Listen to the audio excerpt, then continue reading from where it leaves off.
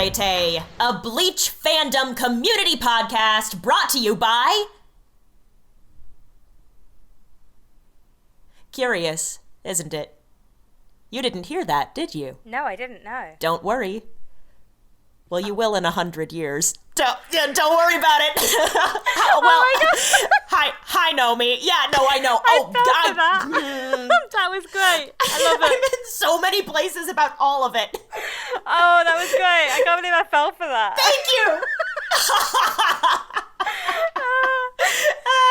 Which, granted, wait, okay, thing number one that's amazing is I heard the first thing you said. You did? Interesting. So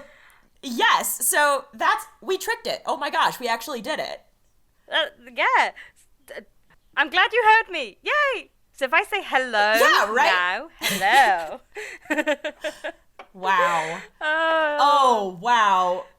The world is a bright and beautiful place. Discord finally notices me. Yeah, all you have to do is make it sad.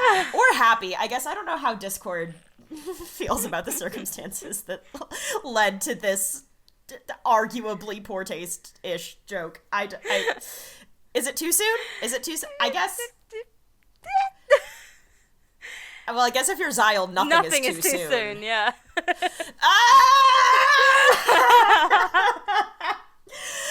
Anyway, on the off chance that you're joining us for the very first time on this episode, hi, my name's Del, and I guess you're who's here with me? Who is it? It's me. It's Nomi. Hiya. Hello. And we're here to talk about 3 episodes of Bleach, and I have a lot of feelings, like just pure emotions, not like, oh, I have feelings about this. Like, I just have emotions inside of my body about these episodes so much, and I have for so many years. Oh my god. So, unless you have any other precursors to name. No, I have. Great. No, we could just go into those episode summaries. Alright, sit tight, let's do it. Alrighty, so we start off with episode 198, The Two Scientists, Mayuri's Trap. Byakuya explains the nature of his Bankai ability to Zommari. Wait, Byakuya and Zommari? Scientists? I mean, Byakuya's been called on many things, but pretty sure scientist isn't one of them. Man of hidden talents, it seems. Wait, you mean these... Not human behavioral science, I'll tell you aren't that. the two scientists? Oh, my bad. Anyway, Byakuya combats Zommari's eyes by using Gokei, turning his blades into flower petals that fly around the opponent, leaving no space before they converge. The resounding attack destroys the building they're in. I'm starting to feel bad for Aizen with all this damage, but then again, the damage that happened due to his betrayal in the Soul Society kind of evened things out. That's more like it. Zommari, however, it seems, survived the attack, turtling himself in his rather unfortunately shaped lower half. He hit himself in his ass, basically. He attempts to attack Byakuya, but the latter blocks it with a high-end Kido block, saying that he realized Zommari's powers is similar to Kido, and therefore blockable. Zommari panics, asking Byakuya what right he has to defeat Hollows. Byakuya simply states before delivering the final blow that he's not here as a Shinigami, but because Zommari had hurt his pride. Yes, big bro Byakuya, you sing it loud and proud. Good for you. Meanwhile, the two real scientists of this episode, Kenny and Nnoitra... No, I'm kidding. Oh my god! I'm kidding, they're not in this episode. However, Mayuri and Szayel are. Szayel thinks he has the upper hand with his voodoo doll of Mayuri, and he starts breaking bones and throwing stones. But honestly, Academy Award for Best Acting in a fight between two mad scientists goes to Mayuri Kurotsuchi, who had a thought ahead, and after seeing what Szayel can do because of the surveillance plugs he planted in Ishida. Sound familiar? Honestly, these two need to get a room already. And so, switching out all of his organs, excuse me, what? I mean, I have questions, but okay. Anyway, Szayel is understandably angry and sees fit to capture Nemu as a hostage. Honestly, with what we've seen so far, probably isn't going to do much, but nevertheless, Mayuri sees fit to go Bankai, summoning that familiar giant baby and starting to slowly poison Szayel. And I'm sorry, I'm just losing it. That was such a good summary. Okay. Whew. Hard to follow, but I'm gonna do my best with episode 199 called Holy Birth, the Resurrected Szayelaporro. We rejoin Rukia first, actually. She's just waking up after having been healed, and present too is Nisama himself, Big Bro Byakuya, who, wounded arm still dripping blood onto the sand, tells Rukia to rest up and prepare for what he calls the real battle ahead. Elsewhere, the brawl between Kenpachi and Nnoitra, who may or may not be scientists. They're not, guys, they're not. That battle is still raging, though. Actually. And, also, Orihime rushes to the injured Ichigo's side, intending to heal him, but Big Bro Ichigo tells her to heal Nell first, which Orihime does. Aww. And elsewhere, Captain Mayuri Kurotsuchi observes that he can hear the Battle of Ruffians continuing in the distance. But he's unfazed, and simply chooses to continue his genius scientist versus genius scientist face-off with Szayelaporro Granz. Szayel, it seems, has been swallowed up by Kurotsuchi's Konjiki Ashisogi Jizo. Or has he? Pink mist starts to flood out of Lieutenant Nemu Kurotsuchi's mouth, and it begins to take the shape of first one cell, then two, then more, and then a whole body? Szayel's body? That's right! Szayel has used his ultimate power, Gabriel, which allows him to use the reishi of his enemy's body to regenerate. Szayel is a perfect being, he says. Death does not exist for him. He incorporates death into the cycle of life. He will always rise again before a definitive death. Also, Szayel has taken another precaution. On the off chance that he's eaten, his innards will dissolve to infiltrate the nerves of the creature who ate him. Which, yeah, because Ashisogi Jizo looks pretty messed up, like more messed up than usual. And then it fully explodes. Because, it turns out, Kurotsuchi has one-upped Szayel yet again. Kurotsuchi built in a failsafe. He modified his Bankai to self-destruct if it turned against him. Okay, and also, Kurotsuchi informs Szayel that he's about to become the test subject for a new drug, which was released when Szayel infiltrated Nemu's body to catalyze his rebirth. This drug is a superhuman potion, which stretches the senses to their limit. 1 second suddenly feels like 100 years. And so, when Mayuri begins to gently stab Szayelaporro Granz, first through the hand, and then through the heart, Szayel's body doesn't feel the impact. Not yet. And it won't. Not for a long time. And there's nothing he can do about it.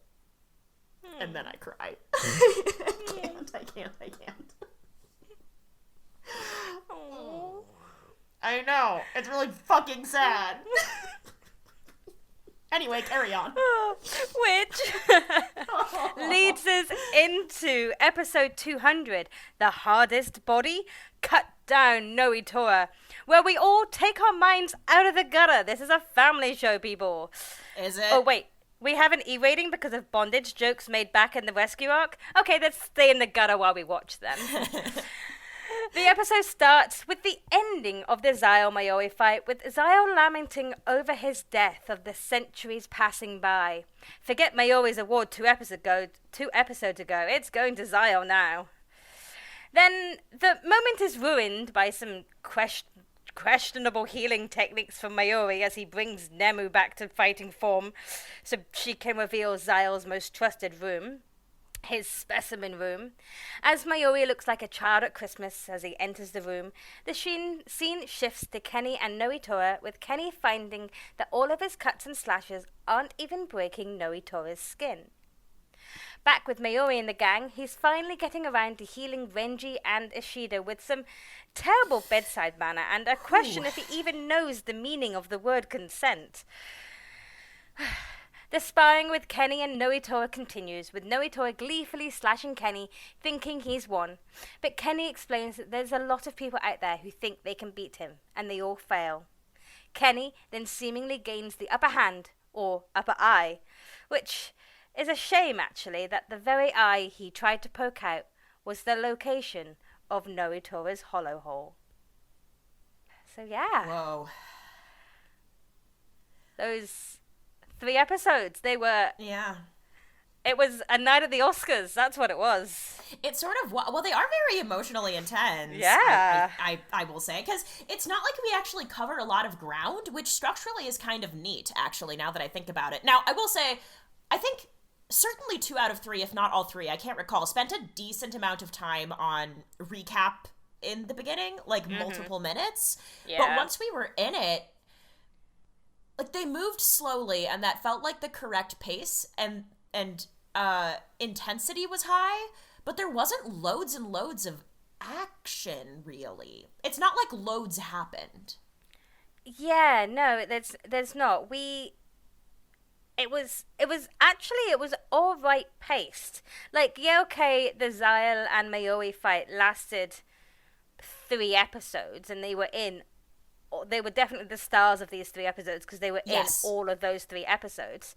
But it didn't feel like it was dragging out. And even looking at the manga anime differences, there's not that much that's changed that didn't actually give it bearing. Like, the changes that they made just added to it and in a good way instead of dragging it out. So no, it was really good. It's like that thing, I can't remember for the life of me whether it's Stephen King or Kurt Vonnegut, but it fully might be neither of those authors. I think it's, well, Kurt Vonnegut has the whole kill your darlings thing, which is like if you find that you're being superfluous, if you're saying too much but it's not getting anything done, even if you really like the way it sounds, then cut it. But some cool, accomplished, famous author who's good at their job once said something to the effect of, if a sentence in your book isn't either developing character or furthering the plot, then it doesn't belong in your book. And in that way, I feel like every stroke of the Mayuri-Szayel fight added something. It either made the fight more exciting, or it raised the stakes, or it revealed something about either one of their characters or both of their characters. Yeah, definitely, yeah. And it was such an even match. Like, yeah, I know! They were such good, like, they were just, yeah. They both ended up getting fucked up by each other on a really consistent basis. And they had to keep out-thinking each other. They really did. And it's like a case of, they've got so many similarities that it's kind of scary, but it works so well. Yeah. And it had to have just been fun to put together. I mean, who knows how many of these abilities Kubo had in mind when he started writing this fight, but I imagine that back and forth is so fun. Like, Mayuri already knows that Szayel is going to crush organs. So then Kubo gives Mayuri the ability to replicate organs, which I'm like, you got a set of lungs from a boy? Didn't think so, but nobody's asking that question. Yeah, well, whatever. I gotta get it in somewhere. I gotta. Yeah, I know. Especially given that omake. Yeah, I know. Oh, I didn't think about him getting bored. And so, okay, great. So that's not gonna be effective anymore. And then Mayuri's back on top, and he's got this Bankai that can eat people, because it's a big creature. Then Szayel develops the ability to fuck up a creature that's eaten him, which seems ridiculous, but if you consider that he's a hollow, and it's very much a hollow eat hollow world out there on the sands of Las Noches, Szayel, being a scientist, is like, okay, I'm not super strong, I literally might get eaten. Let's do something about that. That tracks. And so tracing the journey of these abilities is, it's just fun, and it must have been fun to put together, and I can't think of any other pairing where you get to do something like that. Exactly, yeah. It's literally the embodiment of the animal instinct of adapt to survive. Yeah, very that. Absolutely. And yeah, there's like, you wouldn't see Kenny and Nnoitra doing this, for example, because they're just the hack and slash kind of guys. You're not going to see them sitting back and thinking strategically about this. You're not going to see Byakuya's only got one thing on his mind right now. You're not going to see that. You're not going to see any of those others who are doing that whole one-up and adapting. And you know what else, too? Yeah. Oh, sorry, go ahead. I was just going to say, it just proves how smart they both are. Yeah. That's very much where I was going, too. Because if you think about the fight that we just saw with Byakuya and Zommari, they are also both incorporating strategy into the way they fight. Like, I don't feel like Nnoitra and Kenny, for example, are doing that at all. Or like Ichigo and Grimmjow. Like, they were just punching each other. They were having a good time. Go off. So it was cool to see Byakuya go like, oh, let me think this through. Boom, slicing the tendons of my arm. Like, that's a cool strategic decision, and it is smart. But they're just on like, Mayuri and Szayel are just on a different level. They're just on a different level. I was about to say that this was the first fight between two true strategists that we've seen. I'm not, like, I feel like Byakuya and Zommari came kind of close, actually, but the gap is vast. It's a big gap between the level of strategy involved. It is, and it makes you excited for what's to come, because we've seen this fight between these two mad scientists, and, you know, there's another similar mad scientist out there that hasn't fought yet, and it's like, is he gonna fight? Because that would be a fight I want to see. Well, and either way, like, we know that Aizen is a smart, tricky son of a bitch. We've seen that. Who knows what he's got up his sleeve? Ugh. It's just set a level now, and... Yeah, Kubo, it's raised the bar. Yeah, oh my god, massively. Especially, too, because Byakuya's like, the real battle hasn't even happened yet. Maybe we'll get to see a few more fights of, like, really heightened caliber. I mean, how could we not, right? Right. Yeah, they're not going to leave it at that. They're not all going to rescue Orihime and run happily into the sunset. No. I know. Aizen's not going to let that happen. I just had that thought, too. I was like, how much nicer would it be for all of them if Ichigo could just take Orihime back to Karo? Well, honestly, Orihime can walk her own damn self there, you know? Like, she's got autonomy, too. Yes. But, so Orihime can go wherever she wants, whether that's Karakura Town or not. Great. And then, you know, everybody gets to put down their weapons for a little bit and return to peacetime. Like, that would be nice for them. Meanwhile, we're sitting here being like, we want to watch all of you fight all the time because it's so cool. Right? Oh, man. We want war. Yeah. I joke sometimes about, like, I want to see my faves suffer, but, like, no, I do. Yeah. I love it. I do. I love it. Unless it's actually very sad, in which case I just get sad. But sometimes there's a balance. I don't know. Like, beat up my faves. But give me a happy ending, too. Yeah, actually, that's it. And frankly, I know we have to get to anime and manga differences first, but I think that's part of the reason I am so, like, about this fight especially all the time. Like, for the most part, in an anime and a manga like this, the bad guy loses. Like, I didn't go into watching this, even for the first time, thinking that Szayel was gonna beat Mayuri. Like, that doesn't make sense. It doesn't, narratively. Yeah. So I guess that's the rough thing about having a fave who's never gonna win. Like, he can't have a happy ending, really. Not if you're gonna stick to convention. It's oh man. So I can't, I find it a difficult fight to, like, let go of and cool down from. Yeah. We'll get to that. Yeah, definitely. Right, should I hit those manga anime differences then? Yes, please. Okay. So episode 198 takes 2 manga chapters. It takes chapter 302, Pride of the Blade, and chapter 303, Dumdum-Dummy-Dumbstruck. Okay. Dumdum-Dummy-Dumbstruck. Yep.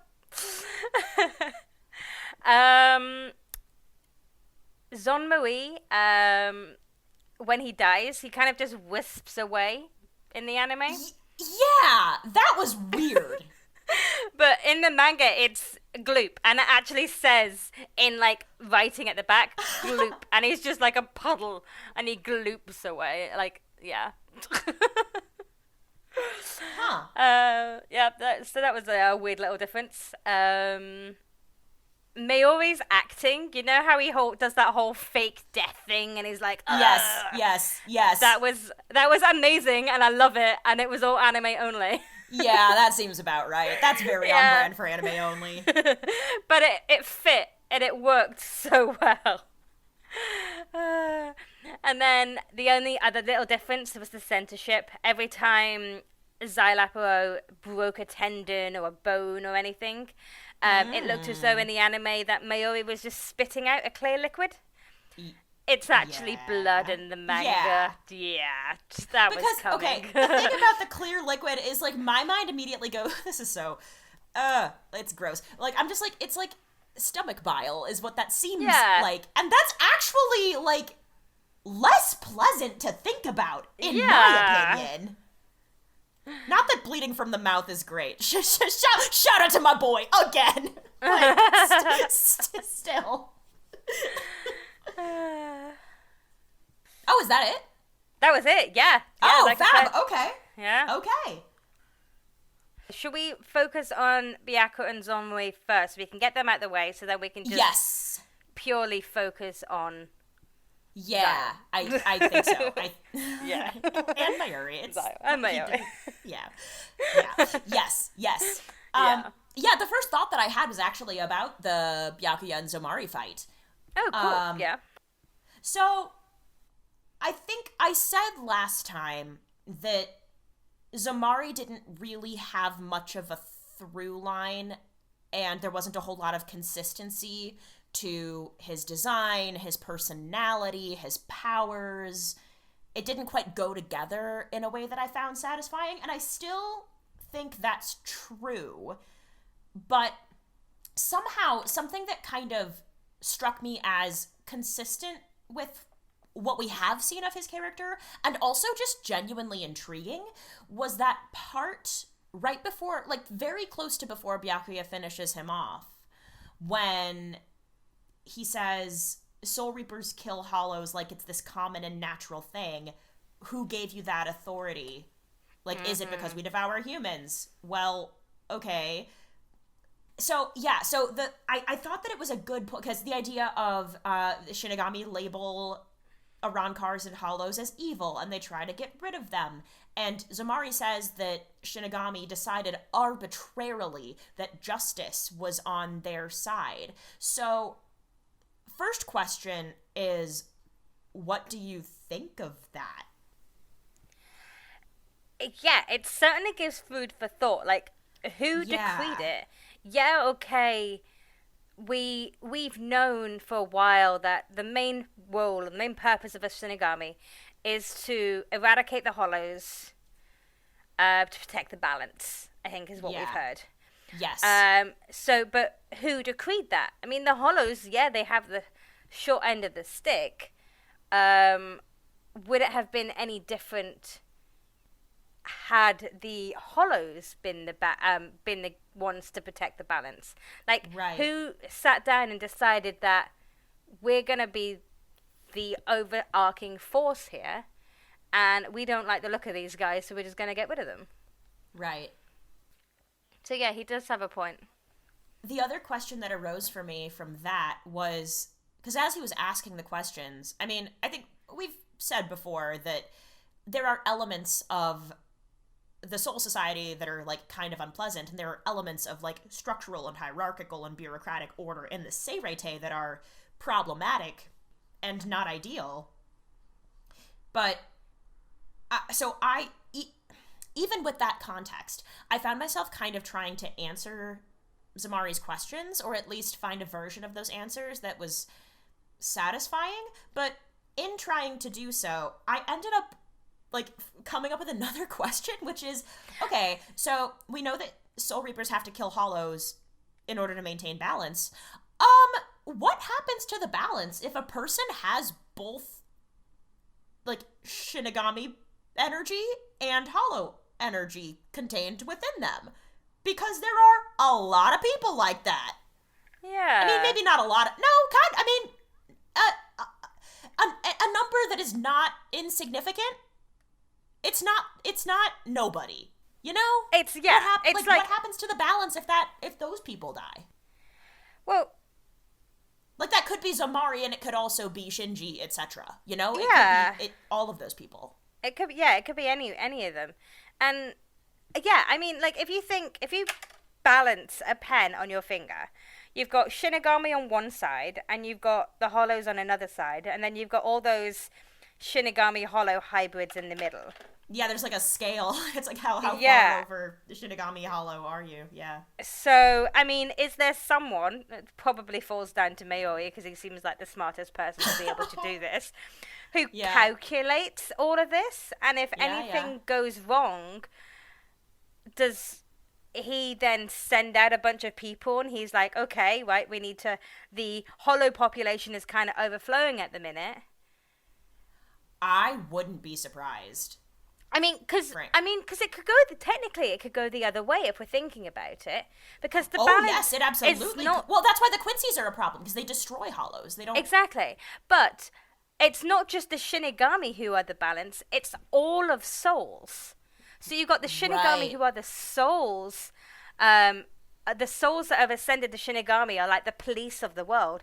But there's still that huge mass expanse of the Soul Society, and I wonder if there gets too many souls in the Soul Society. Does that also tip the balance? Probably, yeah.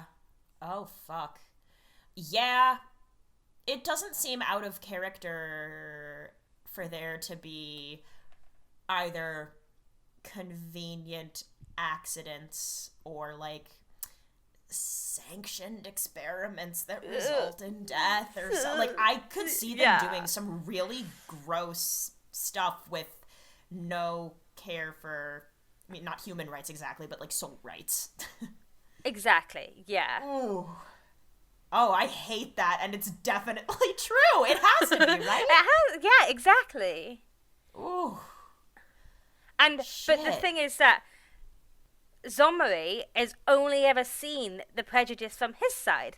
He's not going to know that, you know, there are souls in the Soul Society that are probably going through exactly what he's going through. Yeah, that's He just probably automatically sees. I mean, either way you look at it, the Shinigami technically are at this point the bad guy, because they're not only destroying Hollows, but they could be potentially destroying their own souls as well. Right. And, you know, we also don't know how long Zommari has been in a Ron car, so we don't know how long he's been able to engage with critical thought in this way. Exactly. So, yeah. Unclear.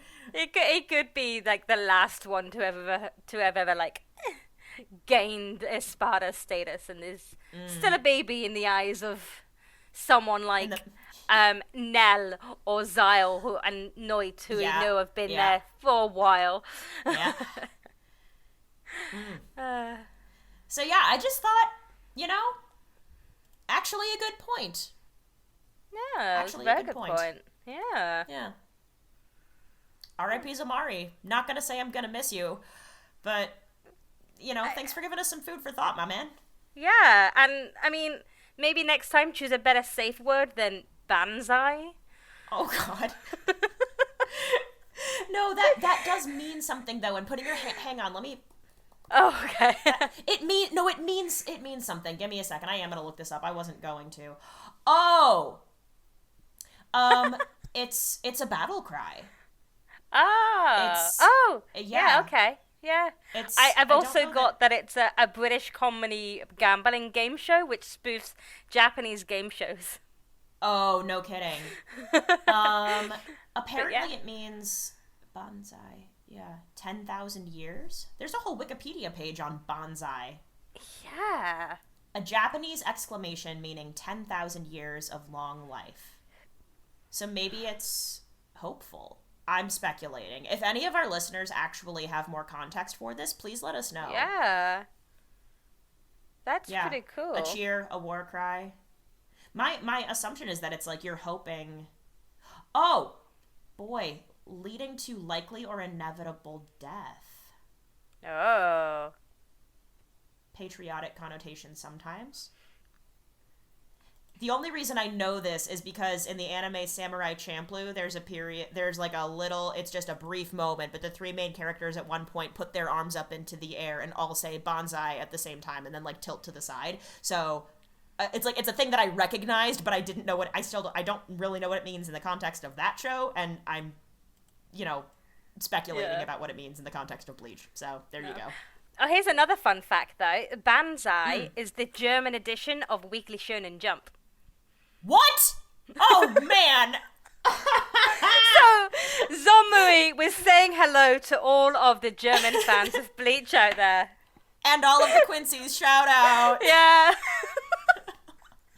All of the Quincy's. That's amazing. Cries, a single tear slides down Ryuken's cheek. Just kidding. Oh. Absolutely not. It does not. There's no way that man fucking cries. No, absolutely not. Absolutely not. It's like, I'm just thinking now, actually, like, I don't know if you have this in the UK, but if you're watching television late at night, did you ever have that thing that would flash across the screen and it would be like, it's 10 p.m. Do you know where your children are? I'm imagining Ryuken at home watching TV, which he like may or may not also do. That flashes up like right now, and he's kind of like, oh, I guess I haven't seen Uryu in a while. Cut to Las Noches, where Uryu is like coughing up blood on the ground and twitching in pain. Like, and Ryuken's like, I'm sure he's fine. Like, he's like coughing up blood, but at the same time, he's also doing that whole anime sneeze thing when someone's been talking about him. Yes, yes! It's like he sneezes and then all of his damaged internal organs can't deal with it, and it's this awful cycle.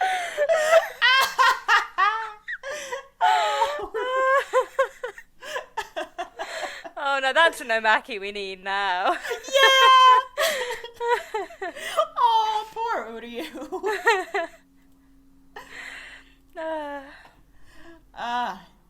I actually don't have too many other thoughts on that fight, because I feel like we've unpacked a decent amount. The only thing that it's just like, oh, Byakuya, where he calls Rukia his pride. I mean, a bit creepy. Probably other words that you could use than pride, but I mean, it's Byakuya and pride is his thing. But yeah, like, it was a definite character defining moment for Byakuya. He's grown so much. He really has. Bless him. Has. Yeah. It may not seem like it because his mannerisms kind of haven't changed, but yeah, he's a guy. Actions speak louder than words with Byakuya always, I think. Oh, exactly. And I think if his mannerisms had changed, it would have been a little bit too out of character. That would have been unsettling. It was. And I think Kubo's done a really good job of giving this man a character arc, but still keeping him as that stoic, noble, proud figure that he is. And it works so well. Yes. It almost makes it even more heartwarming. It's like, you're still the same guy, and you are growing, and you are opening up to certain things. Mm-hmm. But it's almost, I don't want to say cute, but almost the way that the fact that he's still so proud and so stoic is, I wonder how willing to acknowledge this journey he's on he is. So I imagine if you asked him, Byakuya he'd be like, no. I think he would be resistant to admitting it. Yes. And I don't know. There is something about like begrudging affirmation that I just find very sweet. I love a curmudgeon. I really do. Oh, yeah. Yeah. But yeah, I've got nothing for the Byakuya Zommari side of things. No, just you know, good for Asane for turning up. I was about to say. Oh, she's so good. She's so good. she's so good. Yeah. Bless. Yeah. Yeah. Everyone's gonna get healed, and it's all gonna be good, and much prefer Asani healing me to Mayuri. Oh my god. Yeah. Please. Oof. Oh, man. Alright. Well, I think we're in it now. We're here. We made it. Oh, so, man. Kenny and Nnoitra. No, I'm kidding. Stop. You stop that right now. I was gonna say, I wonder, does it make sense to go through anime and manga differences for 199 so that we can just kind of cover the bulk of this fight, kind of all in one go? Yes, because there's a doozy of a difference. Oh, man. Okay, all right. I love Take it away. Okay, so. Oh, God. I'm nervous now. Manga and anime differences for episode 199. We take from chapters 304, Battle of the Barbarians, and 305, The Rising Phoenix. So the differences are we've got an extended Nnoitra and Kenny fight. It's literally only one page in the manga and there's no talking, but the anime dragged it on and gave them chatter. No way. Really? Yeah. Yeah. And then we go into the big one. And this is Zayel's ability, Gabriel. Oh, okay. Okay, so in the anime, can you remember what Gabriel did in the anime? Yes. So in the anime, this is described as the power to regenerate by using the enemy. And what Zayel says is that he infiltrates the foe's body and absorbs reishi from within and reconstructs cells in order to regenerate, and this requires the use of all the reishi from inside the enemy's body, so the target is effectively killed off so that the rebirth can happen. That's how he explains it in the anime. Yeah. So in the manga, Gabriel is the ability to implant himself into his enemies, entering the body through the belly button, and lays an egg inside the internal organs. I love that so much! Oh my god! Yep. And sorry, you didn't even finish. Oh my god. And it grows by feeding on its host. Yep. So instead of the mist and cells, and we got all that jargon, the mouth is actually on the tentacle that is holding Nemu. And then he spews grotesquely from her mouth. So whereas my god. in the anime we have all this kind of mist and then all these cells joining and forming to create I might have known body. once I saw mist, honestly, but wow. Yeah. So in Nemu, he's literally just spews out, which then in turn Nemu looks a lot more drained and skeletal. In the manga, whereas she's just kind of pale in the anime, whereas she looks really old and skeletal. And it's kind of depicted in the wording that they used. So in the anime, they say she's like a leftover cocoon after the butterfly flies off. Yes. Whereas in the manga, she may as well be beef jerky. Oh god! I actually think the cocoon is a better comparison. But yeah, that's the aesthetically, big difference. You know what? Sure. Actually, an old chrysalis or cocoon is pretty crunchy too. So, not that beef jerky is crunchy. Oh god, if your beef jerky is crunchy, then that shit's way past its expiration date. Crusty? I don't know. You don't really want, unless it's like dry rubbed. Whatever. I'm getting off topic. I'm sorry. Well, they're both good. They just illuminate different things. Yeah. Yeah, it was just the whole kind of lays an egg inside and grows by feeding on its host. It was like I love that so much more. Yeah. Oh. It's more bird-like and it's more alien-like. It's much more other, you know? It's exactly. much weirder. Yeah. Oh! So yeah, that's all the differences. As I said, it's again Oh! 2 chapters. They're taking it at a very slow pace, but there's not that much that they're adding in because of the way that these fights are kind of spaced out, and the pacing of these fights is actually really good. Okay, fair enough. And you know what? I'm also gonna say, I know that I want the weird shit, like I do, but the anime, I think, pretty habitually targets a slightly younger audience than the manga does. And so, like, I can understand, like, if I'd been a little kid and I'd seen that on TV, I might have gotten scared. Yeah, and I also used to be scared of, like, fucking everything when I was a kid, so I'm not a great bar by which to measure these things, but that's pretty freaky. And then also, if like a 10-year-old is watching it and they don't know how the reproductive system works yet, then that might lead to some questions that either parents aren't ready to answer, that like those kids don't need to be thinking about yet. So like I get it. I don't mind that change. I get it. Yeah. But then you get, like, in a couple of scenes later, you get the very kind of shift to ecchi with the whole Mayuri healing. Oh, you know what? That's a really good point. It's so much worse in the anime because you've got that the is sound. worse. Because in the case of, like, if Szayel had laid an egg inside Nemu in the anime, that's pure reproduction. Like, that's not a, like, conversation about sex for pleasure with a 10-year-old. Like, nobody's doing... At that point, it's like, this is how babies are made, scientifically. Oh my god, it's another science lesson. It's perfect. But the Nemu... I mean... Yeah.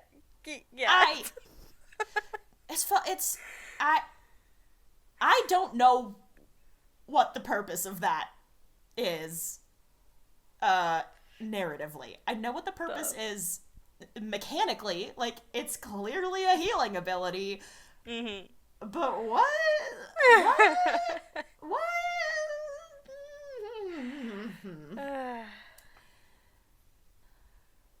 Oh boy. Well, okay, so we touched on how much we like the strategic element of this fight already, and I do just want to express that again, because it's cool, and we haven't seen it before, and I mean, unless Mayuri fights another scientist or 2 other scientists square off, it feels like a special fight in that. I don't know, whatever. I'm fucking biased because I love it, but it feels like a really special fight.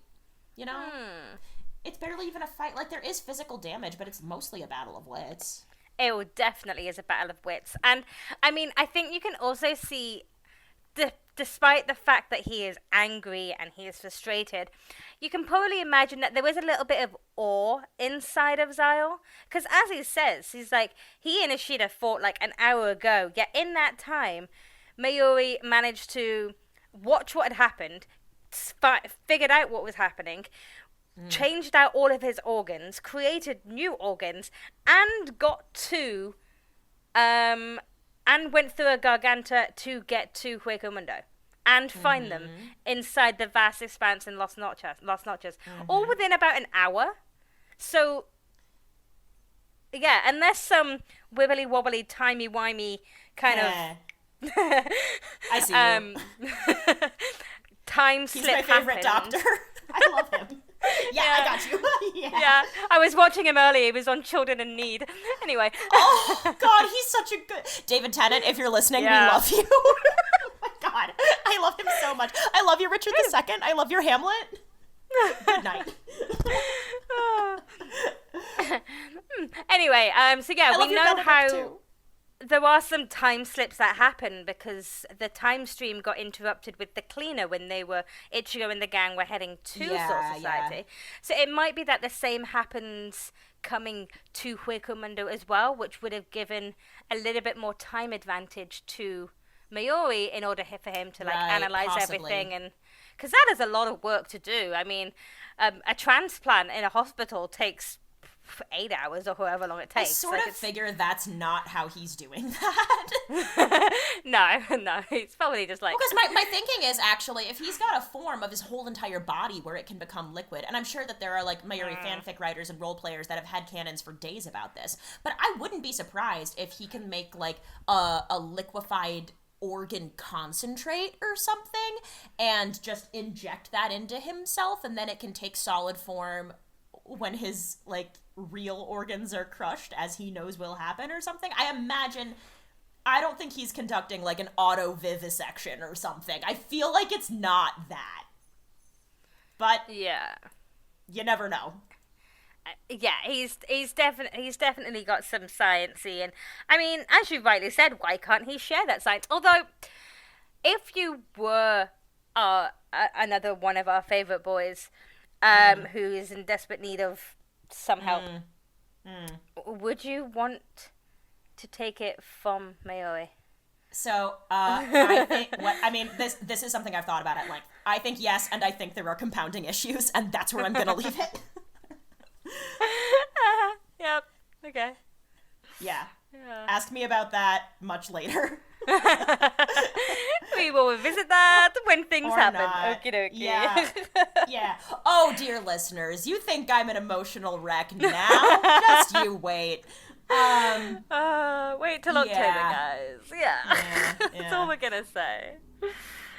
You said something interesting, which is you said that you thought that Szayel might be in awe of Mayuri's skill, and I think that's possible, but I almost wonder whether Szayel's mindset about this is just, and about himself, is just so fixed that he kind of can't fathom it, because even though Szayel's whole thing is like unhinged genius, gets excited about grotesque things, laughs uncontrollably, like all of these stereotypes, sure, like that's very much the kind of person he is, but we don't actually see that shine through too often. Usually he's quite composed, but there was a moment fairly early on when Mayuri was doing his like top-notch acting, like right after he'd ended that, and was like, I'm bored of this, like as Szayel keeps flicking the doll, and like you can see that impact is happening,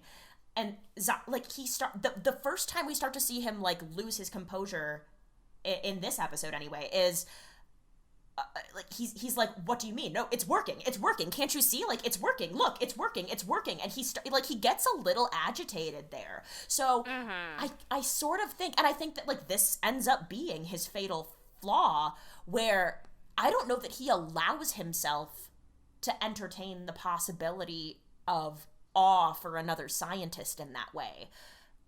I don't think, like, emotionally, psychologically, he's there. I don't know that he can do that. Like, I feel, and in a weird way, I feel like his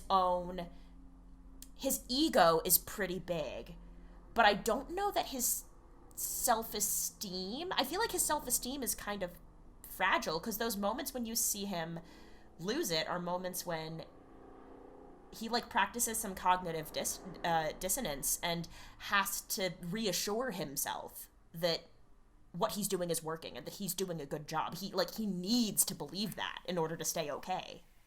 Yeah. Oh yeah, definitely. Yeah, now that you say that, yeah, definitely. Yeah. Yeah.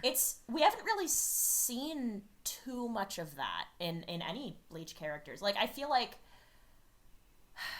you almost get a little bit of that with, I feel like Momo gets to a similar place.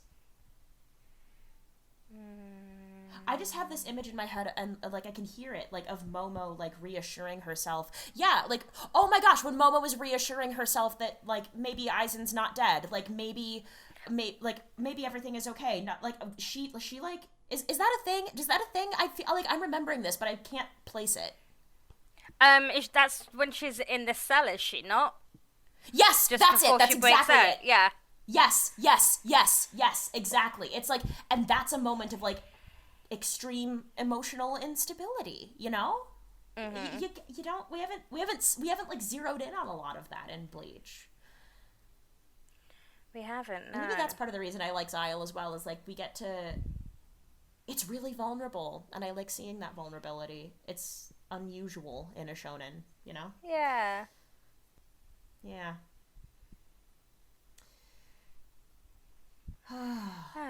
I don't know. Do you have any like what are your, having watched this fight again recently? I know that it wasn't really one that you were particularly drawn to before we started the podcast or anything, but like, did you have any thoughts or see anything in a new way, or have any like new unexpected questions or anything?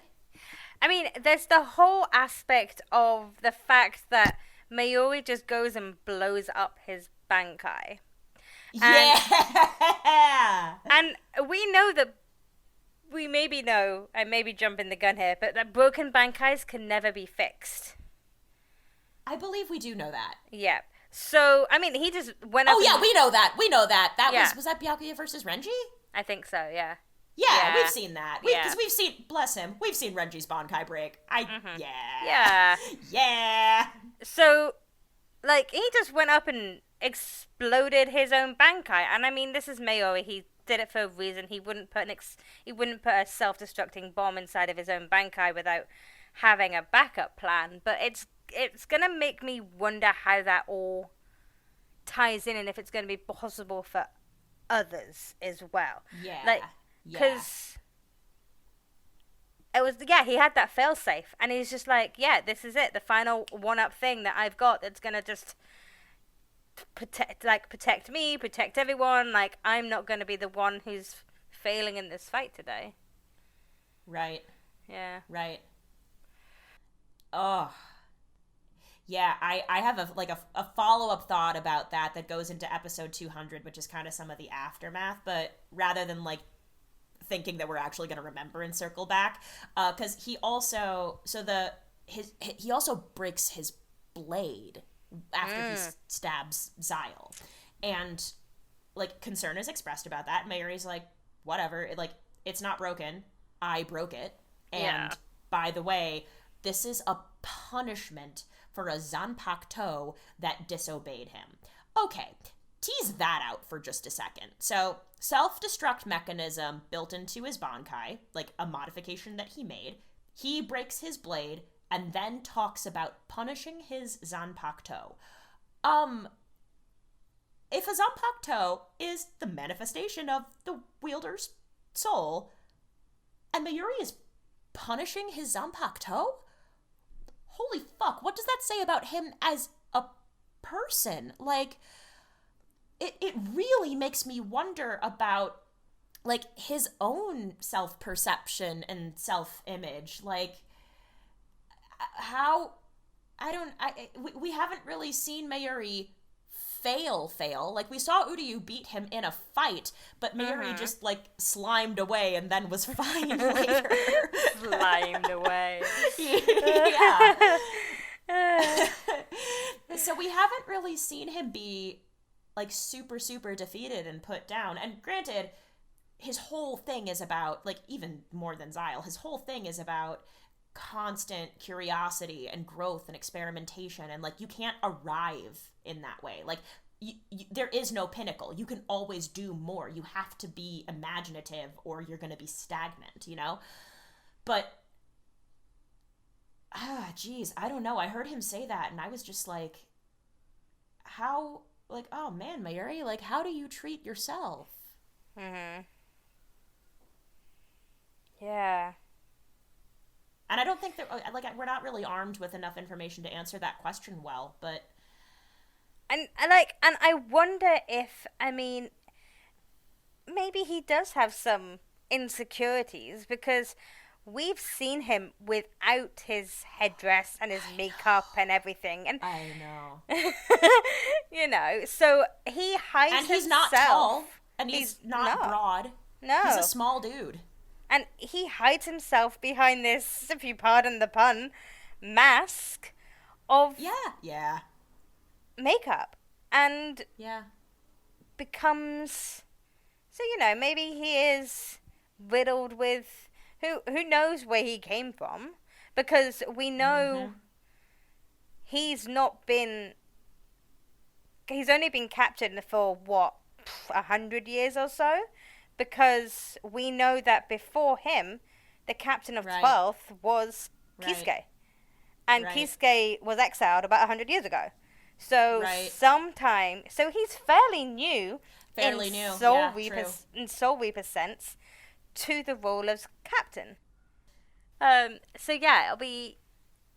I don't know, maybe there's more to him than meets the eye. Yeah. He is he is...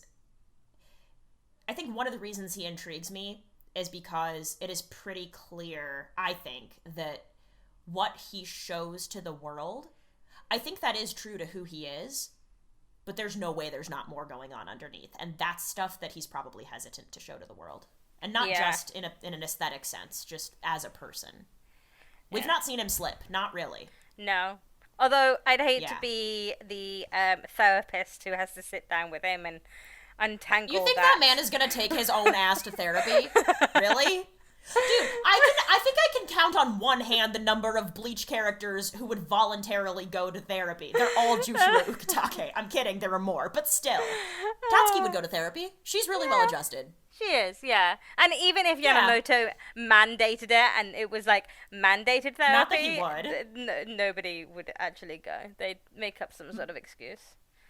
Mashiro would go to therapy. I don't think she needs it either. Once again, weirdly well adjusted. I think she'd go on purpose. I think. Hiyori should go to therapy, bless her. She really needs it. Like, she needs a safe place where she can cry, you know? Oh, she does. Oh God. Momo might get there. Momo might, like, take herself to Hanataro would be okay with that. Hanataro would go to therapy. Oh, yeah, for sure. Most of the fourth would, I feel. Yeah. I mean, they might even have some kind of background in it, because, I mean, it's the fourth. It's not just... Although it depends on whether or not they take the kind of Western approach to mental health, or if they take the Eastern approach to mental health. Because I know that in Chinese culture with health and well-being, there is no divide between mental health and physical health. It is all just ill health. So they don't really have that approach to mental health. And they've got other ways to fix it. So I don't know if they take it that way, or if they take the more Western approach of mental health and physical health of being separate, and there's two different kind of doctors for it type thing. Well, I was also going to say, I sort of imagine, like, given that the squad that primarily conducts healing is also primarily the squad that conducts janitorial duties, I don't feel like they got time. And B, I feel like that indicates that priorities are elsewhere. Bless. It's a damn shame. Oh my God, everybody needs therapy. They just need Holly Bell maybe would take herself to therapy, but I think she's okay too. Yeah. She's fine. Yeah. Yeah. Oh. Anyway, yes. Before we move on, then, I want to bring your attention to two panels in the manga. Ooh. So these are the opening chapters. They're the chapter headings. Oh my basically. God! I've seen this. Yeah. So the thing that catches me is that we've got this whole duality thing again. Basically, for those of you who don't know, this is the chapter page of chapters 305 and 306. Yes, 305, The Rising Phoenix, and 306, scroll down, Not Perfect is God, good, but it's... Which is also the name of one of Mayuri's character songs, by the way. Yeah, so you've got G-O-O-D, and it's one of the O's, the G and the D are capital, meaning God, but then you've also got good in there to prove that it's good. But it's the pictures themselves. You've got... I will include links to these images in the show notes, by the way, so y'all can just scroll down and click them right away. Yeah, they're there's very biblical connotations to these pictures, especially with the Zyle. He's missing his hands and his feet. There's a slash where his heart is, and it's definitely in reference to the 5 holy wounds.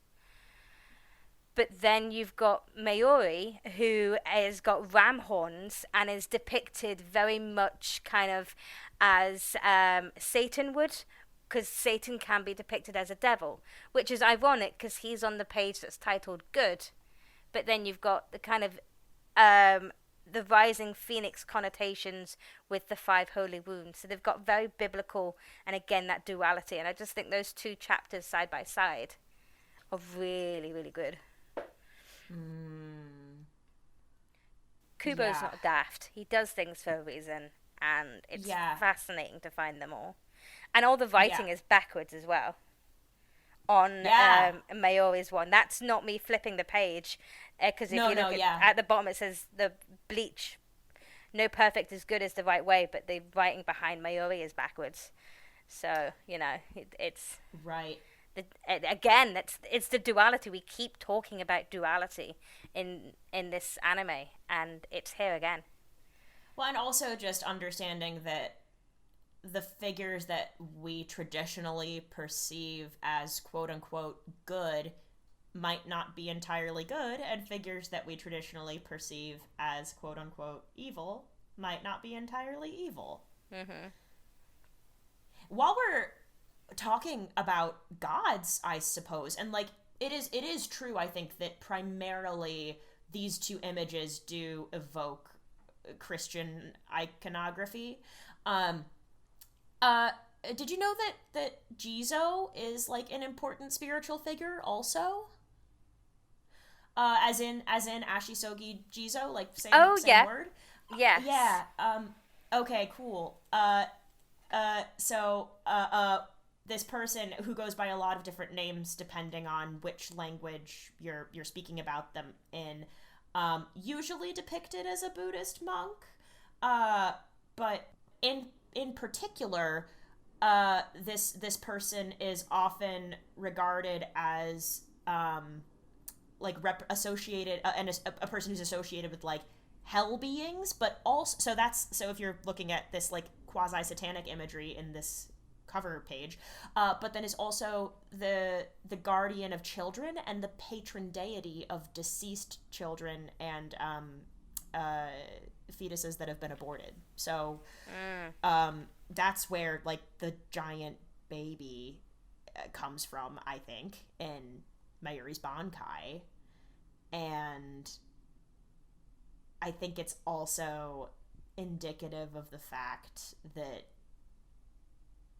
I don't know, it's like even weirdos need love, to put it super mildly.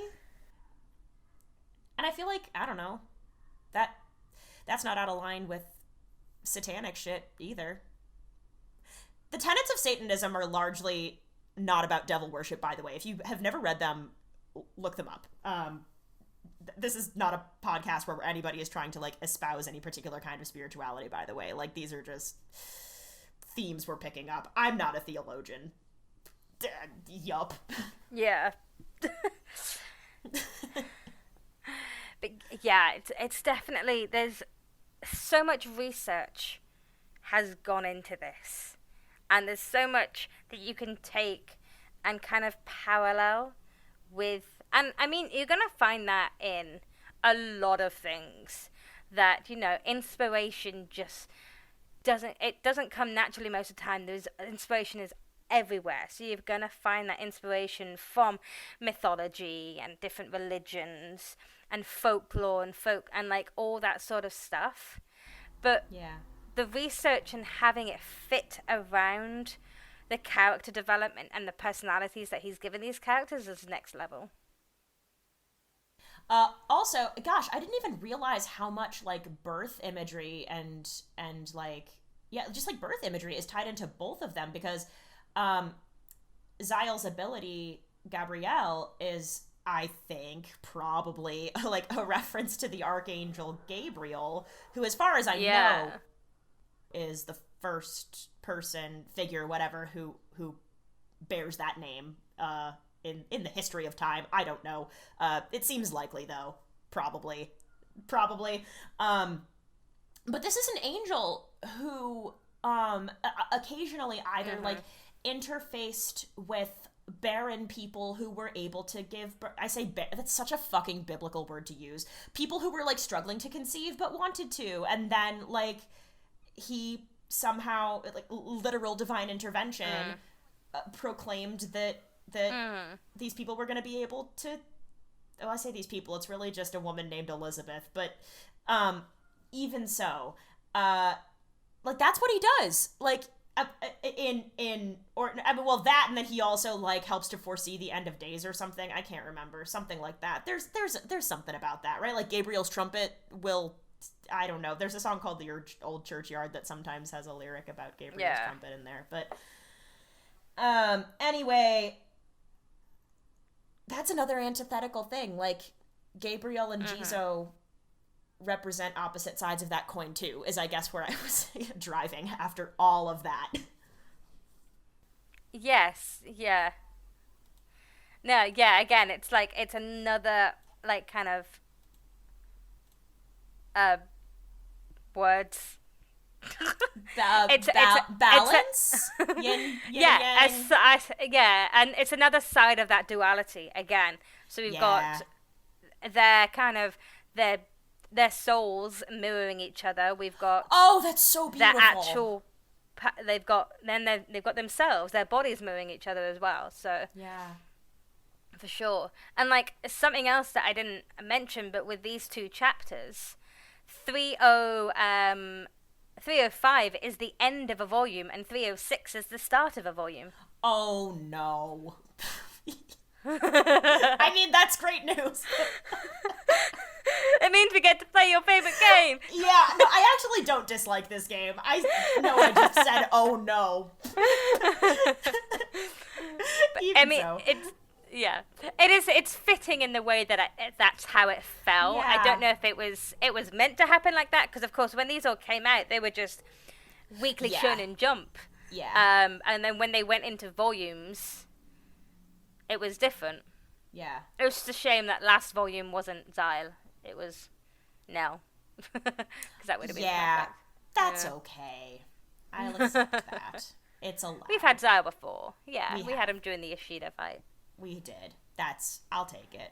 That's true. Nobody really needs 2 covers. I mean, like, Ichigo can have as many covers as he wants, I guess, but other than no one's allowed 2 covers when there's somebody out there who doesn't even get 1. I'm just wait a fucking minute. You said that? Okay, we're gonna table this for the end, and I'm gonna just do some quick White Day research.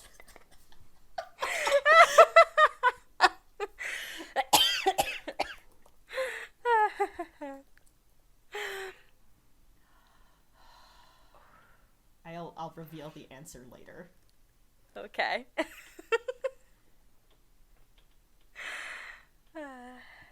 I'm excited now.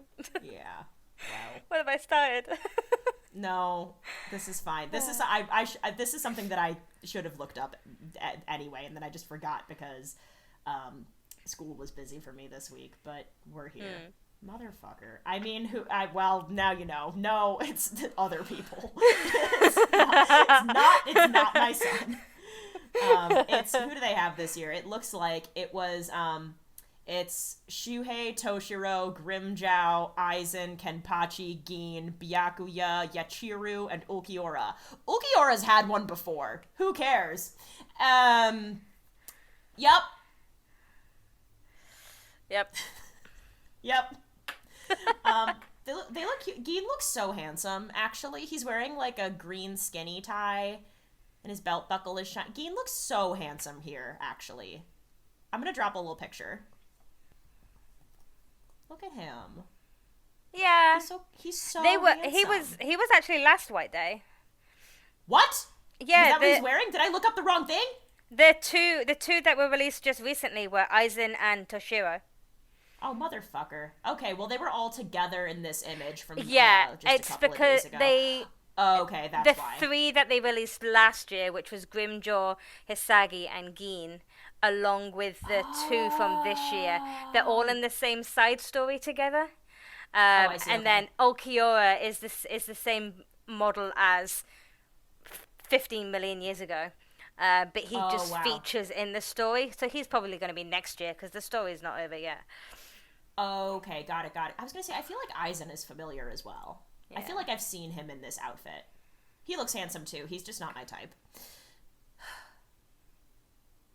Shuhei's carrying like so many presents. Oh my god, look at him.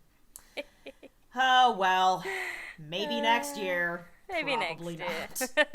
Not by the way this story is going. He's not even in this. Yeah.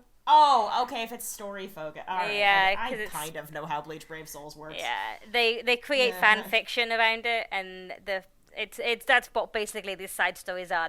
These side stories are K-Lab creating fan fiction. You know what? Great. I'm into that. So yeah. Anyway, Yeah. because we've still got another episode to go, and we've been here for an hour. That we have. You know, I actually feel between what we talked about at the beginning and then the points that we've hit on here, I don't know that I have too much more to say about this fight, really. We've, like, sung its praises and talked about things that, it talked about the importance of various symbologies within it. And so I think the only thing that I have left to say is just to, like, reinforce how I think it's so cool. And of course different characters are going to resonate with different people, but Szayel is in theory on the bad guy side. He's an enemy, and I feel for him so hard at the end of this fight. Like, it makes me so sad. I feel so sad at the end of this fight. And that is a fucking feat of storytelling. It really is. When a skilled storyteller can do that. And it's, what a way to go. Like, you wouldn't want that on your worst enemy. It's terrible. No. And the thing is, Szayel isn't even Mayuri's worst enemy. I don't want to know what the fuck he would do to his worst enemy. Right? Kisuke, look out. I'm kidding. Oh! Yeah. Yeah, it's brutal. It's also...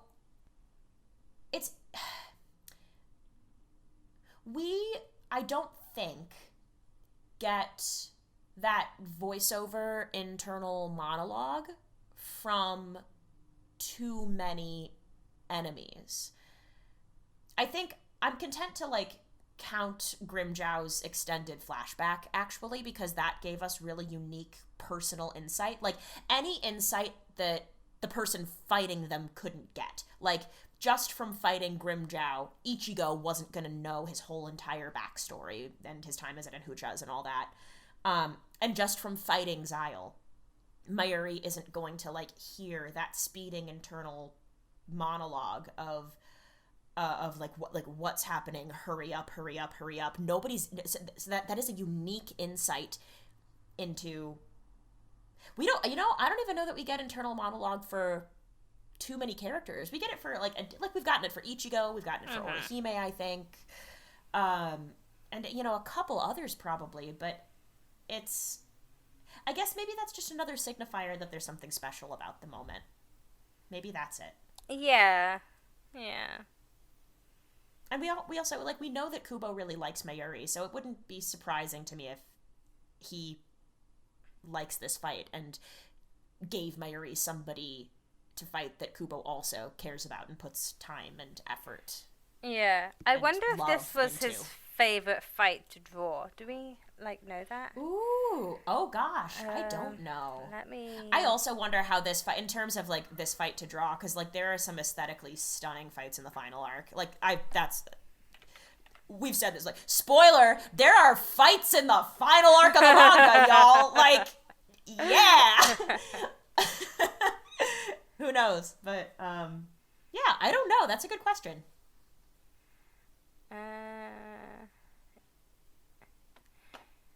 Yeah, I'm just, doing a quick...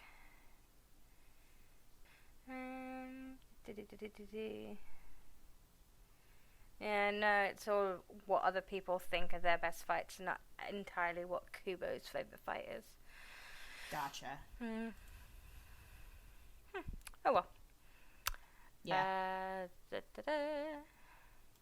Alrighty, shall we move on? Yeah, I think so. Yeah. Ah, what a ride. Alrighty. So, episode 200, as I stated before, is the start of volume 35. with this volume is called Higher Than the Moon, and the poem is Born and Then Fall is the Same as Death. Whoa. So who do we think is on the cover? Born and Then Fall is the same as death. Well, I just feel... See, I actually feel like it's Nnoitra. It is not. Okay, so then is it Mayuri or is that... It is Mayuri. Okay, I was like, I feel like that's too obvious, but apparently not. Okay, all right. It is Mayuri. This is his cover. Oh, yep. Yay. Yeah. Good. Good for him. And then the chapters that we take that make up episode 200 is Not Perfect is Good, and that's got that whole kind of capitalization of the letters that make up God. We've got 307, Bite Slash It, and we've got 2 pages from chapter 308, Satan from Orbit. Ooh. Yeah. What? Ooh. Huh. So yeah, he's really going for these kind of biblical connotations. He really is. Yeah. Gosh. So yeah, and the only manga anime difference is that there was an extended Renji and Ishida scene, in which Ishida was called a pervert in the anime. Yeah, which Uryu gets done really dirty, actually. He does. And whenever he's used for comedy. Like, he is funny, but he's not that kind of funny. Yeah, I know. I think this was a case of, we've had so many serious episodes and we didn't have much filler. Ooh, no, we've already flattened Dondo and Pesce. We can't use them. Let's use Ishida. Yeah, you know. Ugh, God, it's so frustrating. Like, I even thought, like, even if they, I don't know, the bit, like, when he's, like, resisting as Nemu is, like, holding him down, like, he says some stuff that I'm kind of like, yeah, I guess, not that I'm saying they should have expanded that, because that actually, it feels kind of uncomfy because of consent, but, I don't know, they could have teased other Uryu bits out. It didn't have to be that. Yeah. He's a silly boy, but not that way. He could have gone and had another shower, you know, and made himself pristine for the next fight. Yeah.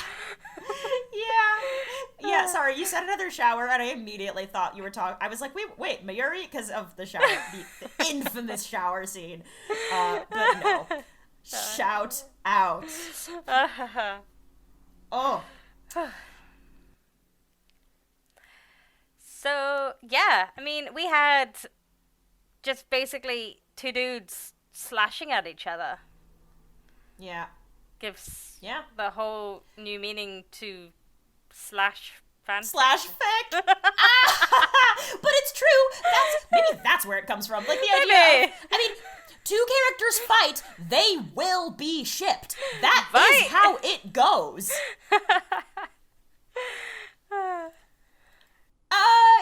We get to see, like, a really rad hero in action. That's kind of cool. Like, I don't know that we've seen that actually expressed and articulated. So, hey, like, hollows have this super hard skin that's that's difficult to cut.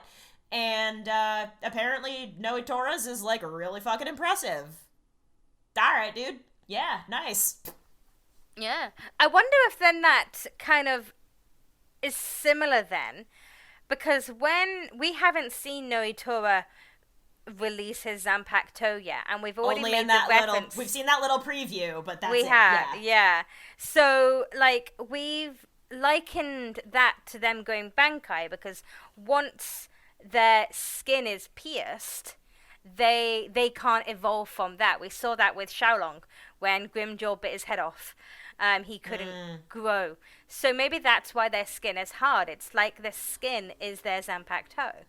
Right. So, I also thought that was when it was pierced or, like, somehow degraded by another hollow, because maybe I was just assuming, because, like, the implication being that whichever hollow had attacked them would then absorb the attacked hollow into their, like, amalgamation of hollow presences. Yeah. Maybe that's not true. Wait, no, because, well, I don't know. We've seen hollows get fucked up, but we haven't really seen... I don't know. Yeah. It's They don't seem to be... Oh, sorry. No, I was to say, it's definitely something to think about. Yeah, I think it's just, in the fights that we've seen, none of the other Arankars have expressed that when they were fighting, like, Chad or Byakuya. Or who else have we seen fight other hollows? I don't know. I guess not too many. Oh my gosh, Aranero. Well, Aranero's evolution was probably pretty fucked up because the fact that he could do all that shit as a Gillion is already weird. So, who knows? Aranero's a special case, I think. Yeah, and I suppose if that was the case, then wouldn't have Mayuri had a harder time piercing Szayel? Because good point. Even if he is in that superhuman state and everything's going at a slowed pace, that doesn't change his skin. So that's still going to be hard to pierce, even though there's no resistance. He's not, like, dodging and weaving and fighting back type thing. Right. It's not smooth like butter. Anyway.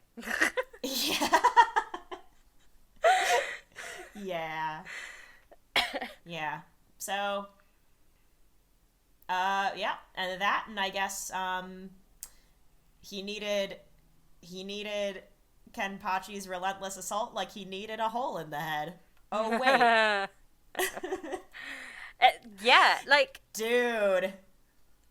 We've had this conversation before, like a hollow's hole manifest of something that they feel particularly strong with.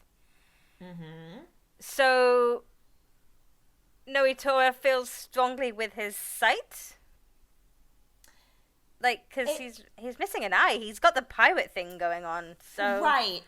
I mean, it's a pirate battle, really, if you think it really is. It's the battle of the one eyes, yeah.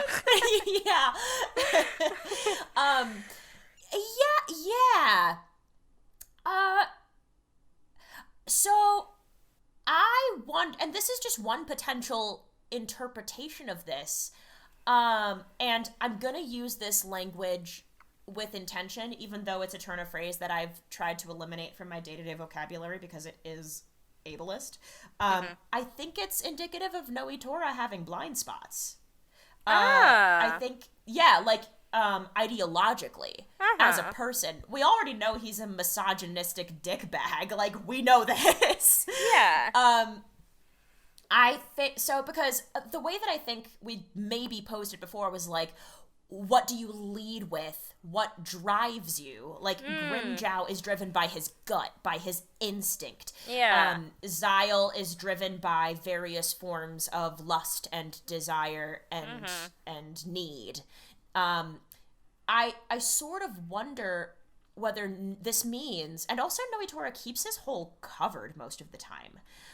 So that's an unusual, keeps his hole covered in a way that, like, he could just walk around like that and it wouldn't be indecent. Szayel, keep your hole covered. Please, God. But, yeah. Like, or don't. Like, I don't know. I'm not here to body shame.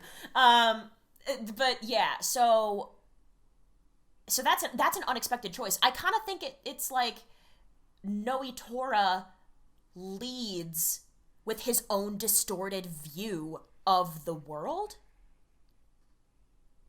Kind of? Yeah, kind of. It's not perfect, but it's how I tend to think about it, yeah. Yeah. And I wonder if that adds to his like, almost desperation, like, how he fights, and how he basically just goes all out as if there's nothing else that matters. Yeah, very much so. Yeah.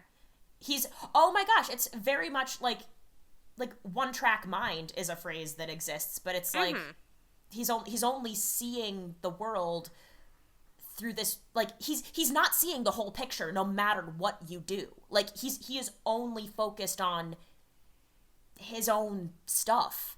He is a very, like, selfish isn't even the right word. It's just he's so narrow-minded. And that means his focus is narrow too. Yeah. His hollow hole is his blinkers. He's got his blinders or his blinkers, whatever those things that a horse are called. So they. Those are blinders. Blinkers are what we call indicators in a car. Okay. Yeah. He's got his blinders on then, so that his hollow hole is his blinder. He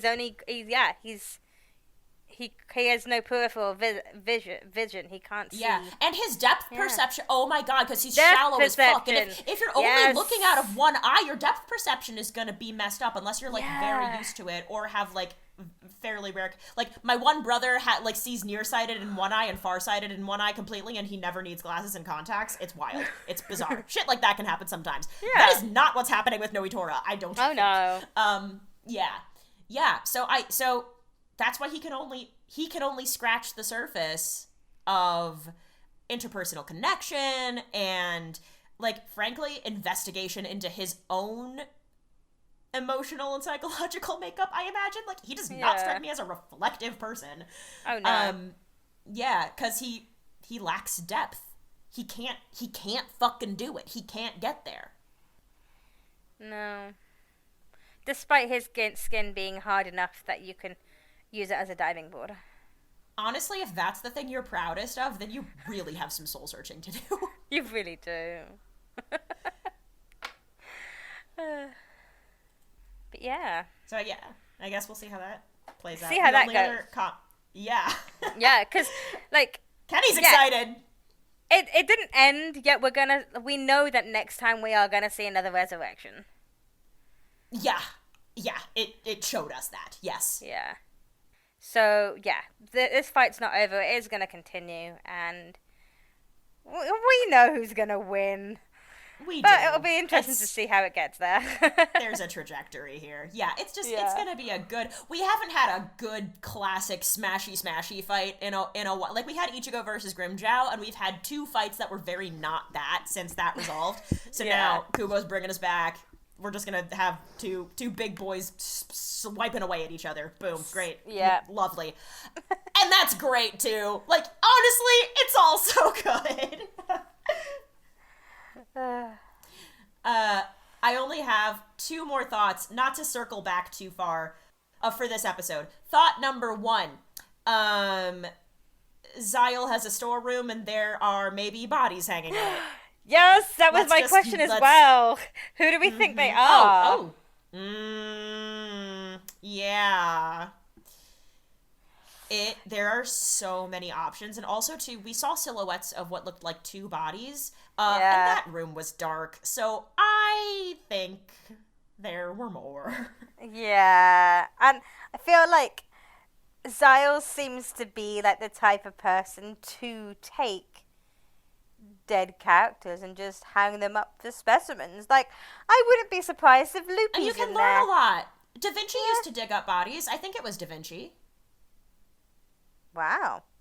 Yeah. And then he would dissect them to it totally was Da Vinci. That's how his understanding of anatomy was so strong. He I don't know whether he literally grave robbed. He might have. I don't remember. Anyway, but cutting up corpses for academic study was a very common practice for like a very long time.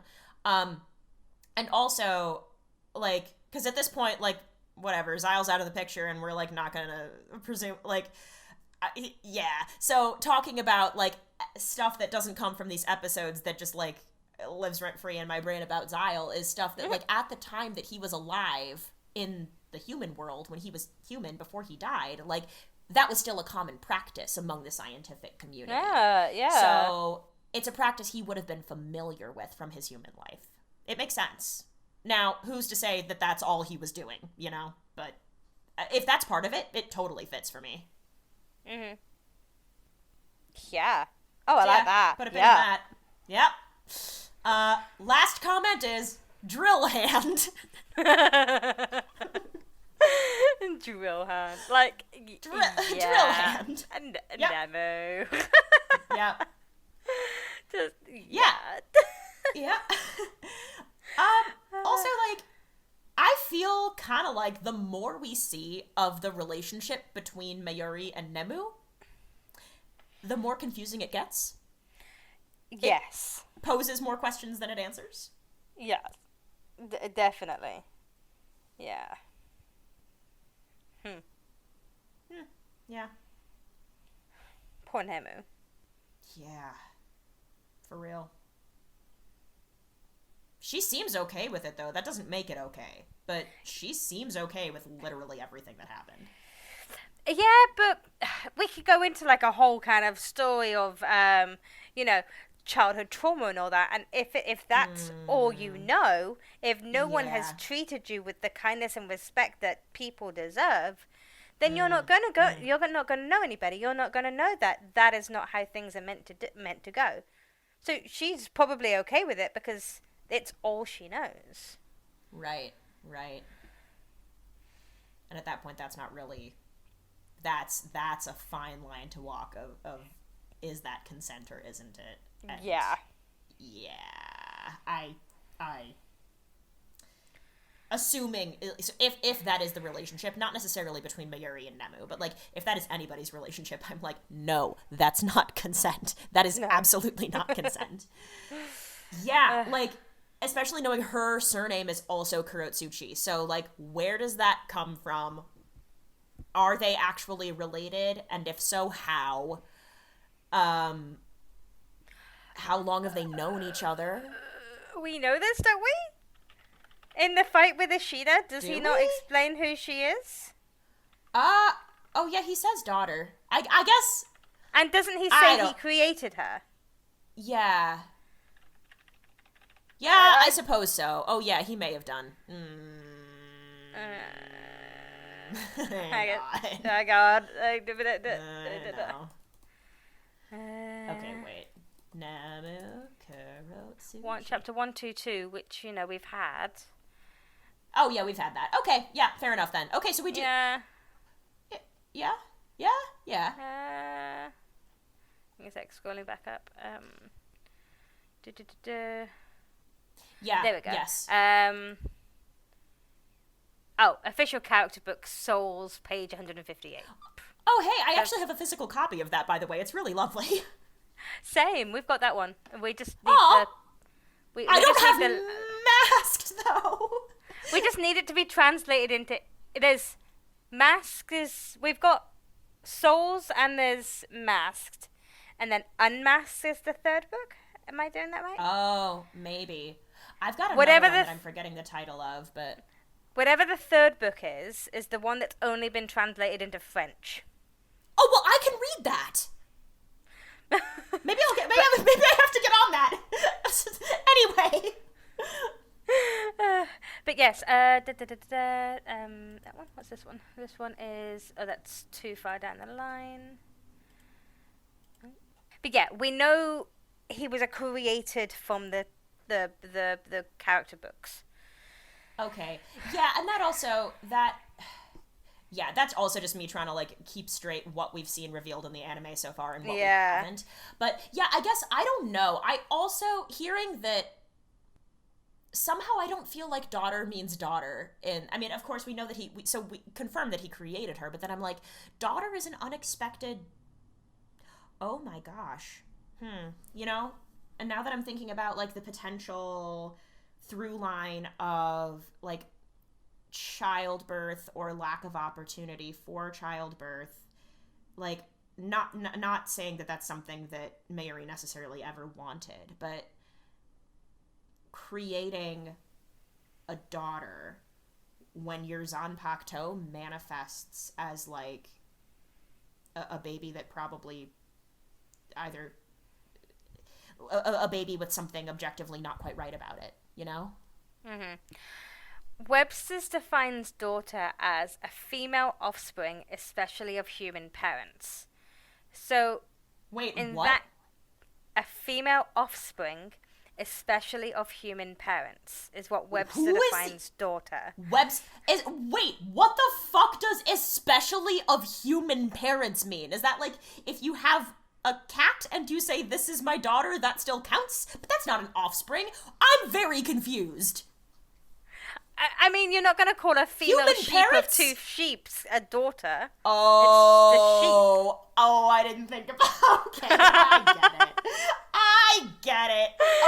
Okay, yeah, I forgot that other species reproduce. Yup, there it is. Thank you. Holy You're welcome. shit. But I mean, back to the cat thing. I mean, fur babies are children. They are our offspring. I have a friend who says, who calls human children skin babies. Skin babies. Because they think fur babies is something silly. So they say skin babies, which usually shuts the fur babies people up real quick. Because it's weird. I love that. Skin babies and fur babies. Yeah.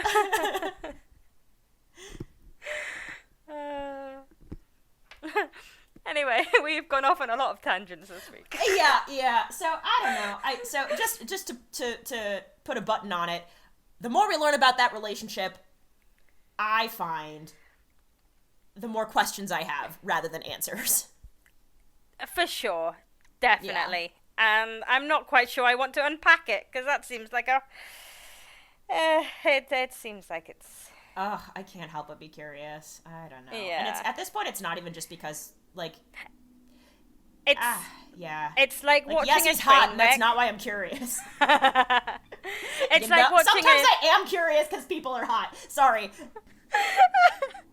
It's like watching a car crash.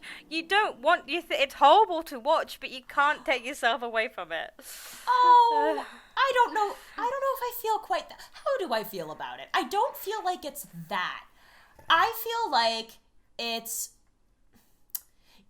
like watching. It's like watching a movie that is so bad it comes back around to being good again. You know, like Sharknado okay. or something. It's kind of like Mayuri is like a far better crafted, beautiful work of art than the film Sharknado will ever be. But even that's not quite right. I'm gonna put a pin in that also. That's it for me, though. Finally. Yes, yeah, no, I'm there as well. We can move on to our Shinigami Cup. Shinigami Cup. Peroxide edition. Okay. Okay. All right. Who wore it best this week? My who wore it best is Byakuya and his big brother Glow. Aww. Mhm. And that's all the cuteness you're gonna get out of me. Yeah, that's just fine. Who wore it best this week? So there's reminding everyone of our caveat that it's always Zyle. Like, I need to remind you all now that he has lost his captain fight. It's me wearing tears on my face. Aww. Sorry.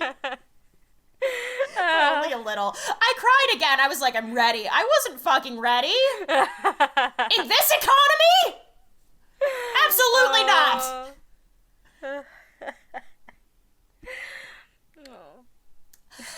Okay. Best ship this week. I am sorry for this. No, I knew this was good. I've been stealing myself. This is fine. This is my best ship is Zyle and Mayuri's blade. He waited an eternity for it to pierce his heart. Oh, that's so poetic. I can't be mad. Are you kidding me? Yeah. Best ship for me, it's a very small part of these episodes, but I think it's like small but mighty and kind of just nice, is like synergy among the 4th Division, TBH. Aww. Like, I think it's pretty fucking cool that they, like, Isane was like, oh, Hanataro got hurt, so let me take initiative. I mean, I'm sure she cleared it with Unohana first. But yeah. let me take initiative and go over to where trouble is happening. And then she did, and she was really, really needed in that space. I think we have seen that the 4th Division works very well together, and that is important because they have an important fucking job, even if mental health and wellness may not be a part of it.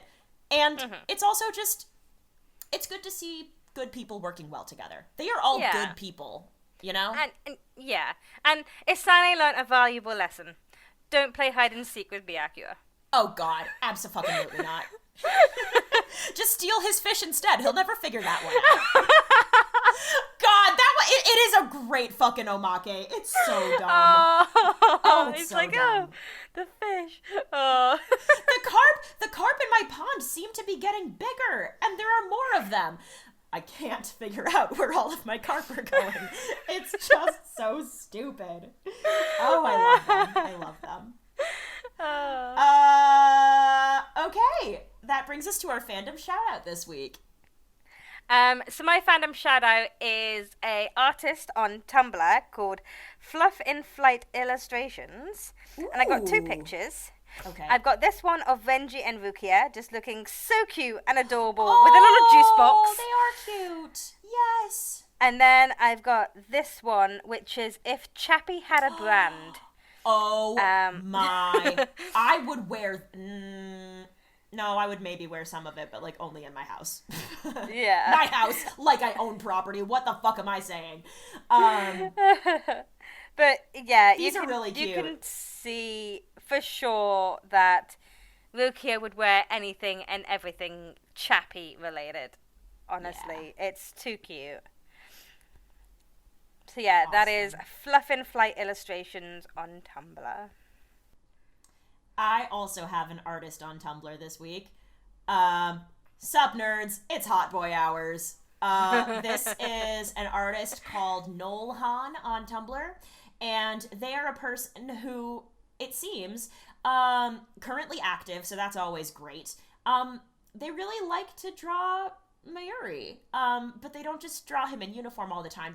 They draw him, I don't know, they have a really unique take. So the one that I'm sharing is one that I found, like, particularly striking. Like, the lighting is cool. He just looks fucking cool. Yeah. And then I'm just gonna drop a link to, like, the rest of their page that is tagged with this, so you can kind of scroll through. They draw him out of makeup is what I mean to say. Yeah. A little bit more often than some others do. And I just think it's cool. Not saying I necessarily... And they, like, have done, like, panel redesign draws and stuff. Not too many, but I don't know. It's given a weird boy some love, and you know I'm here for that. So there you go. Yeah. Oh, that's so cool. And isn't it? Such talent for, like, they're 19 according to this. Like, yeah, exactly. Oh my gosh. Wait. It also says that they're French, so maybe they've read, what's it called? Masking tape? Mask. That's it. I guess so. Yeah. Yeah, the third data book is Unmasked. It's got Ulquiorra on the cover. Yeah. Awesome. Okay, great. Oh, I knew that. I've seen that. Okay, cool. Oh my god, I'm gonna have to, like, actually cool myself down after this because I'm like, my boy's not gonna be in the episodes anymore. And by my boy, I do mean Zyle this time. Like, actually, I'm gonna be fine. And I've also, this is not the first time I've seen this. Oh my gosh, I still feel, like, very emotionally charged.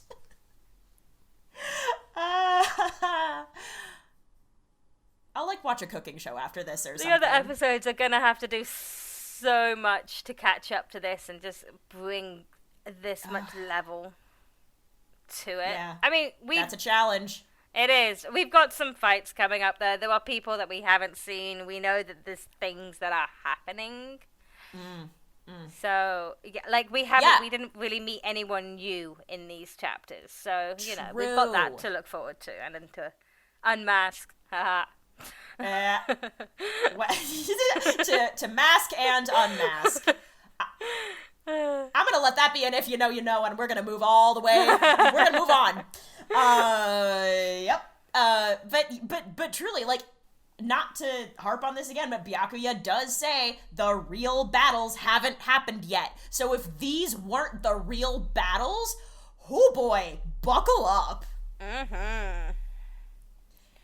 Fasten your seatbelt, because we're in for a bumpy ride. Yes. Nomi doing action voiceovers forever, 2022, please. Oh, man. Well, we got some other shit to do first. So we'll just keep on moving. We'll put our foot's on the gas pedal, and we're gonna. This got away from me. Just like the car did. Yeah. I also started thinking about the bit in one of David Tennant's seasons where he goes, "Oh yeah, that got away from me at the end of it, didn't it?" With the Carey Mulligan one, I think. Or no, Carey Mulligan one? I don't remember. Yeah, that's it. Anyway, whatever. Shout out to any of my fellow Whovians out there. Glad to know that this is a point of commonality. Hooray. Alonso, let's go. Oh my god! That's a bonus episode I didn't know we could potentially do if we ever wanted to. Can you imagine? Oh, God.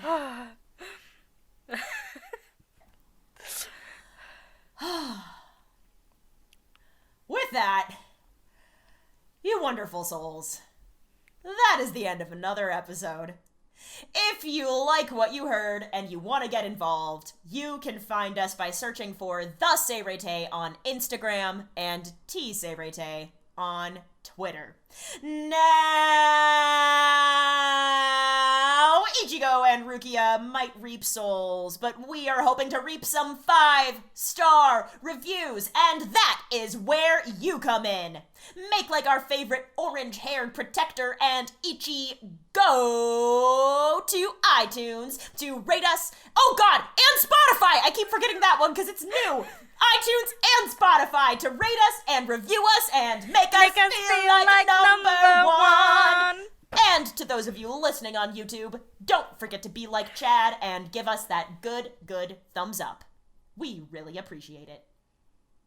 On the next episode of the podcast, we'll be covering anime episodes 201, Nnoitra Released, Multiplying Arms, 202, Fierce Fighting Conclusion, Who's the Strongest, and 203, Karakura Town Gathers, Aizen versus Shinigami. We'll see you souls then. Till next time. Bye. Bye.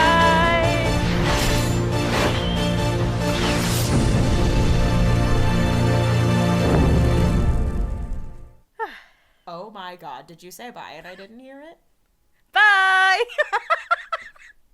Oh fuck. Bye. Oh, hello? Hello? I heard it. Oh my god, what? Oh no. I can hear you now. What? I said bye. Did you hear me singing? No. Oh my gosh, I sang as well. Oh my god, wow. Yeah.